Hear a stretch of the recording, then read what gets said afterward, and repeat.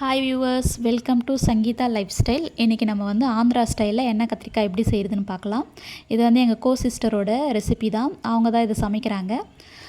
இதுக்கு வந்து ஒரு 1/2 கிலோவுக்கு கொஞ்சம் கம்மியான கத்திரிக்காய் எடுத்துப்போம். ஒரு 4 பேருக்கு சமைக்கிற மாதிரி. அதுக்கப்புறம் ஒரு 5 தக்காளி, ஒரு 4 வெங்காயம். இதுக்கு மெயின் இன்க்ரீடியண்ட்டே வந்து வேர்க்கடலை தான்.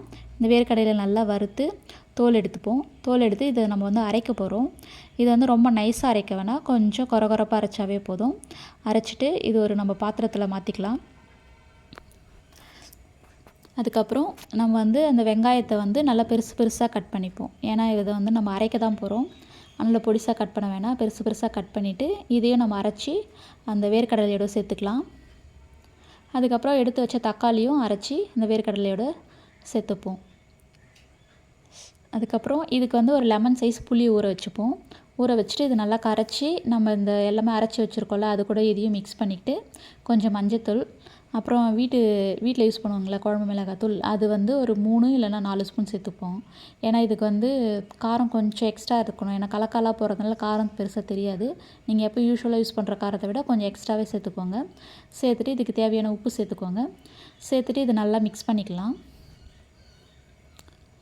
இது நல்லா மிக்ஸ் பண்ணிவிட்டு இந்த மிக்ஸிங்கை வந்து நம்ம வந்து கத்திரிக்காய் உள்ள ஸ்டஃபிங்காக வைக்க போகிறோம். அது நல்லா மிக்ஸ் பண்ணிவிட்டு உப்பு காரெல்லாம் இருக்கான்னு கொஞ்சம் கரெக்டாக செக் பண்ணிக்கோங்க. அப்புறம் அந்த கத்திரிக்காவை பேக் சைடில் ஒரு 4 போர்ஷனாக கட் பண்ணிவிட்டு இந்த ஸ்டஃபிங்கை அது உள்ளே வச்சு நம்ம அந்த மசாலா ஃபுல்லாக உள்ளே இறங்குற மாதிரி கொஞ்சம் நேரம் ஊற விடணும்.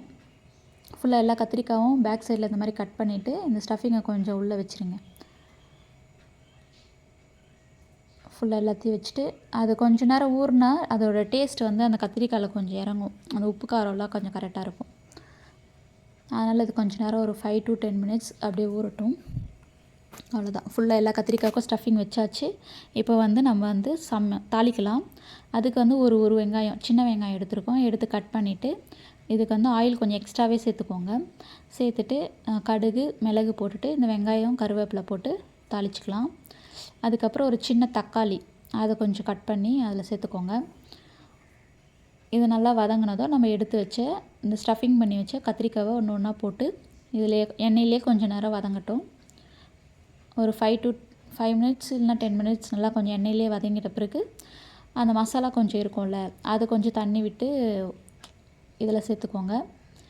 இந்த டைமில் நீங்கள் மறுபடியும் ஒரு உப்பு காரம் கரெக்டாக இருக்கான்னு செக் பண்ணிவிடுங்க. ஏன்னா நம்ம விசில் போட போகிறோம். நல்லா செக் பண்ணிவிட்டு நம்ம வந்து லிட் வச்சு க்ளோஸ் பண்ணிடலாம். இது வந்து ஒரு 2 விசில் வரட்டும். 2 விசில் வந்ததும் ஆஃப் பண்ணிவிடுங்க. அவ்வளோதான் ஃப்ரெண்ட்ஸ், நம்ம வந்து ஆந்திரா ஸ்டைல் எண்ணெய் கத்திரிக்காய் ரெடி ஆயிடுச்சு.